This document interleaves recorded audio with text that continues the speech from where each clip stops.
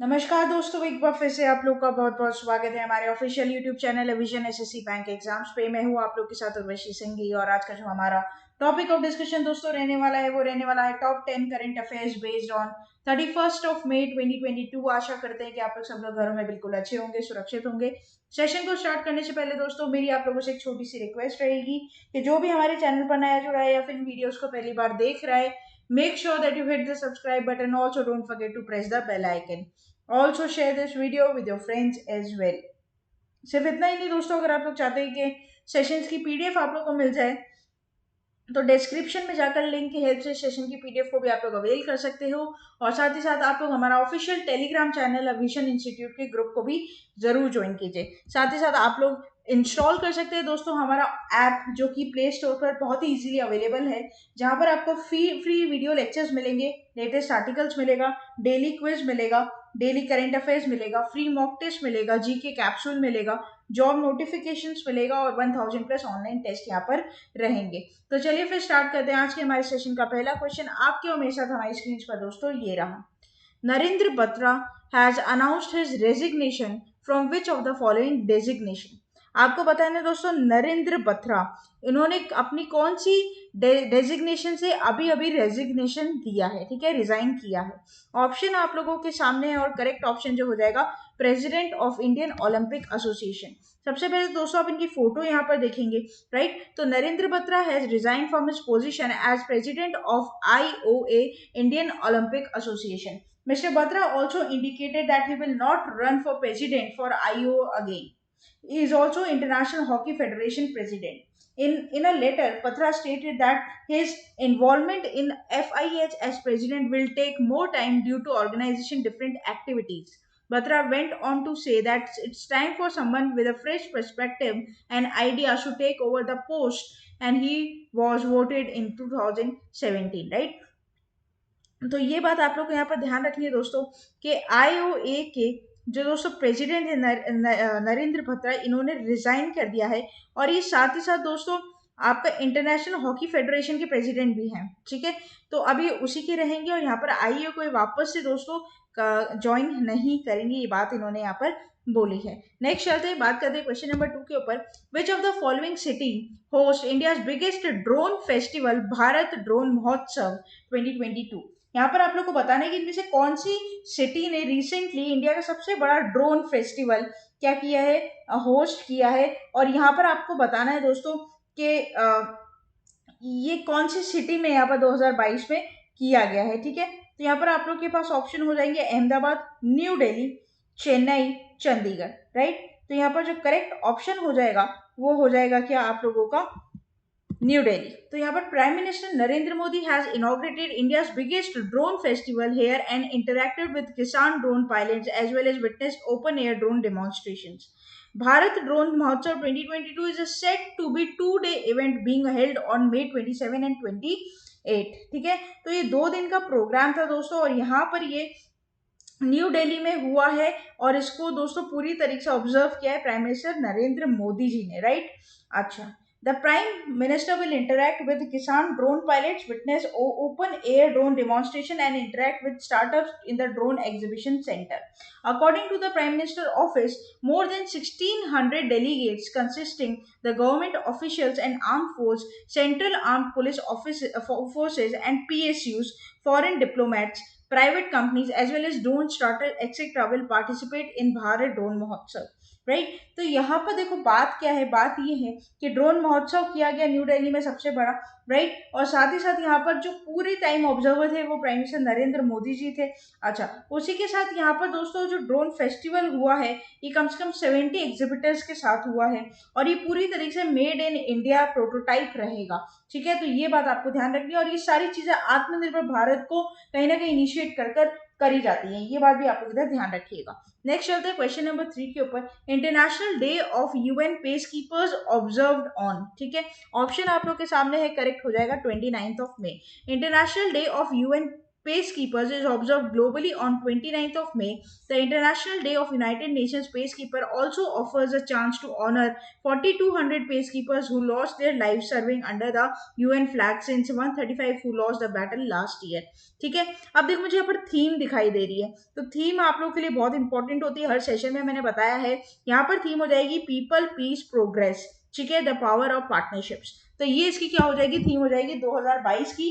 कोई भी important day जब हम पढ़ते हैं दोस्तों, सबसे इंपॉर्टेंट उसका क्या रहता है, थीम रहता है। थीम हमें याद रखना बहुत ज्यादा जरूरी होता है, क्योंकि मैथ्स का वॉल्यूम में ऐसे क्वेश्चंस बन जाते हैं, राइट। तो ये बात आप लोग इधर क्या करोगे, ध्यान रखोगे, ये आपके एग्जाम के लिए यहाँ पर इंपॉर्टेंट रहेगा। नेक्स्ट चलते हैं, बात करते हैं क्वेश्चन नंबर 4 के ऊपर। Sindhu Moosewala who has shot dead recently belongs to which of the following field of interest? ये तो सबको पता होगा दोस्तों। ऑप्शन आप लोग के सामने करेक्ट हो जाएगा सिंगर, बहुत ही जाने माने पंजाबी सिंगर जिनको गोली मार के इनकी हत्या कर दी गई थी रिसेंटली, ठीक है। तो Punjabi singer Sidhu Moosewala shot dead by unidentified assailants in the Jawaharke village of Mansa district, Punjab. The incident happened a day before the Punjab police ordered the withdrawal of security for his security along with more than 420 people, including former MLAs, Jathedars and 2 Takhts, head of Deras and police officers, right? तो यहाँ पर इनका demise हो गया, देहांत है। आपके exam के लिए जो ऑर्बिचरी रहती है, जो डिमाइस कैटेगरी रहती है, काफी इंपॉर्टेंट रहती है, हमेशा 2 से 3 क्वेश्चन वहां पर आपको देखने को मिलते हैं, ठीक है। तो आप लोग ये बात ध्यान रखिएगा कि आप इसे अच्छे से पढ़े। नेक्स्ट चलते हैं क्वेश्चन नंबर 5 के ऊपर। Uttarakhand government has announced to form 5 member drafting committee to implement the much debated uniform civil code. Who is the head of the committee? तो यहाँ पर दोस्तों उत्तराखंड ने 5 मेंबर की यहाँ पर कमेटी बनाई है, ठीक है। और इस कमेटी को हेड कौन करेगा, ये बात आपको बतानी है। और यहाँ पर जो करेक्ट ऑप्शन हो जाएगा हमारे सामने दोस्तों, वो हो जाएगा कि आपका रंजना देसाई, ठीक है। तो यहाँ पर रंजना देसाई को दोस्तों यहाँ पर हेड करने के लिए बोला गया इस कमेटी को, तो ये यहाँ पर इंपॉर्टेंट रहेगा। अच्छा, पूरी बात यहाँ पर करते हैं। Uttarakhand government has announce the formation of 5 member. सबसे पहले तो देखो कितने मेंबर की कमेटी हो जाएगी, पॉइंट नंबर 1 हमें ध्यान रखना है, 5 मेंबर की drafting committee to implement much debated uniform civil code, ठीक है। अच्छा, तो this is also important. The retired Supreme Court Judge Ranjana Desai, who currently heads the Delimitating Commission of India, is the head of the committee. Other members of the committee are Delhi Court High Judge Pramod Kohli, ex-State Chief Secretary Shatrughan Singh, Manu Gaur और सुरेखा दंगवाल। तो 5 के नाम आपको मैंने यहाँ पर बता दिया, आप थोड़ा सा इसको बैकहेड में याद रखिएगा। The UCC is refer to a common set of law. अब ये जो यूसीसी है, यूनियन सिविल कोड, ये है क्या, है ना? तो it is a refer to a common set of law governing personal matters such as marriage, divorce, adoption, inheritance and succession of all the citizens irrespective of the religion, right. तो अगर आपको पता नहीं है यूनियन सिविल कोड क्या होता है, तो यहाँ पर मैंने एक लाइन लिख दी आप लोगों को ताकि आपको समझ में आ जाए, ठीक है। बेसिकली रेफर किया जाता है पर्सनल मैटर्स जो होते हैं, जैसे मैरिज हो गया, डाइवोर्स हो गया, अडॉप्शन, किसी को अडॉप्ट करे बच्चों, इनहेरिटेंस हो गया, जमीन जायदाद की लड़ाई जो होती है वो सब। तो UCC will be an important step to solidify the spirit of the constitution and this will also be effective step towards Article 44 for the Constitution, which talks about the securing of UCC of every citizen of the country. तो जो आपका ये जो UCC है, ठीक है, आपका uniform civil code, हर बंदे का जो इंटरेस्ट होता है, जो सिक्योरिटी होती है सिटीजन ऑफ इंडिया की, उस तरीके से सिक्योर करता है, ठीक है। Apex code to the time of the emphasize of the implementation. कहीं ना कहीं आर्टिकल 44 जो है हमारे कॉन्स्टिट्यूशन में, वो भी ये बात बोलता है कि यूसीसी के अंदर सिक्योरिटी यहाँ पर हर सिटीजन ऑफ इंडिया को मिलनी चाहिए, ठीक है।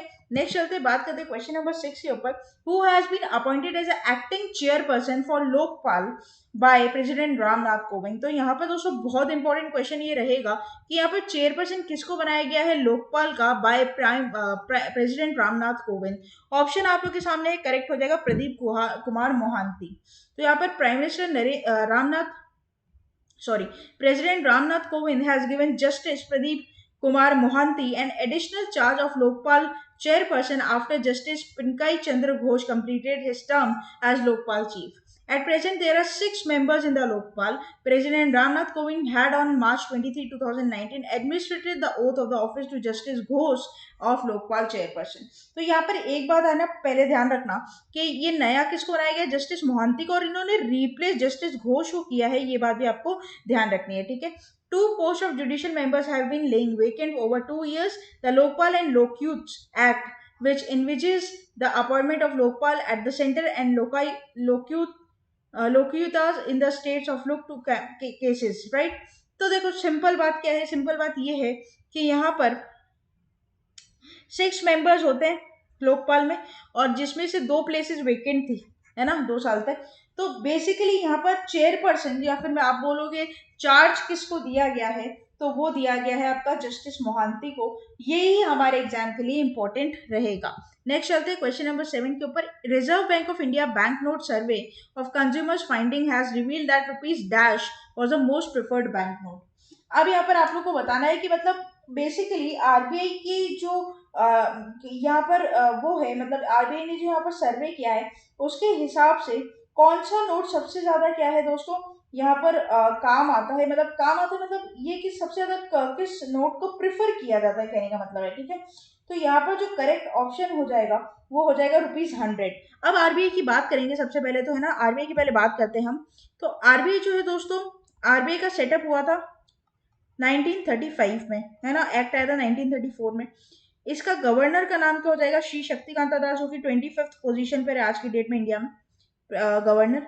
बात करते हैं दोस्तों डेप्यूटी गवर्नर्स की, तो 4 डेप्यूटी गवर्नर्स होते हैं, और इन 4 डेप्यूटी गवर्नर्स के नाम आप मुझे कमेंट सेक्शन में लिखकर बताओगे, ठीक है। ऐसे भी दोस्तों जो ये वीडियोस हम बनाते हैं करंट अफेयर्स के, वो यही फोकस करके बनाते हैं कि आपके एग्जाम में प्रिपरेशन भी आपकी होती रहे, साथ ही साथ आपको नई चीजें जानने को मिले, और जो एग्जाम पॉइंट ऑफ व्यू से इंपॉर्टेंट होता है उसे ही डेडिकेट करते हैं हमारे वीडियोज में, इनकॉपरेट करते हैं।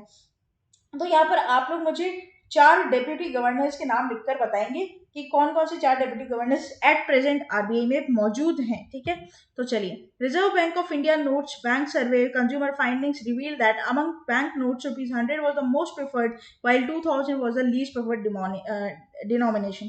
ये कहीं ना कहीं रियलिटी है। आज भी अगर मुझे कोई 2000 का नोट देता है ना, तो भाई खुला कराने में बहुत दिक्कत होती है फिर, ठीक है। और ₹100 होते हैं तो बहुत इजीली वो छुट्टे हो जाते हैं। The survey that the published in the reserve bank of India annual report this year said ₹100 note were most preferred among Indians while 2000 were the least preferred. The RBI survey also found that the total number of 2000 notes comprised only 214 crores or 1.6% of the total currency in the circulation.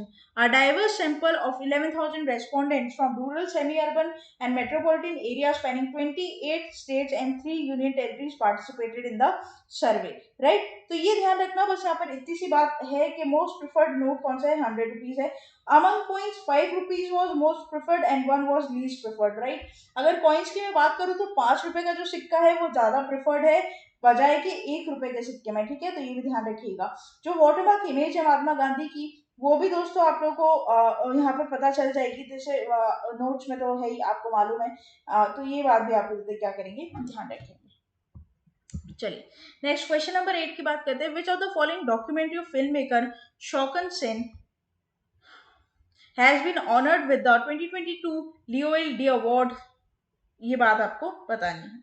Documentary बनाई गई film maker जी के द्वारा, तो यहाँ पर हो जाएगा all that breathes, right. तो फिल्म मेकर शौकन Sen documentary all that breathes India's only entry at Cannes film festival 2020 when he won the L'Oeil d'Or award, ठीक है। तो यहाँ पर जो कैश प्राइस इनको मिला है €5,000, दैट इज अप्रोक्सीमेटली ₹4,16,000 का अप्रोक्सीमेटली यहाँ पर रहेगा। ये बात ध्यान रखना।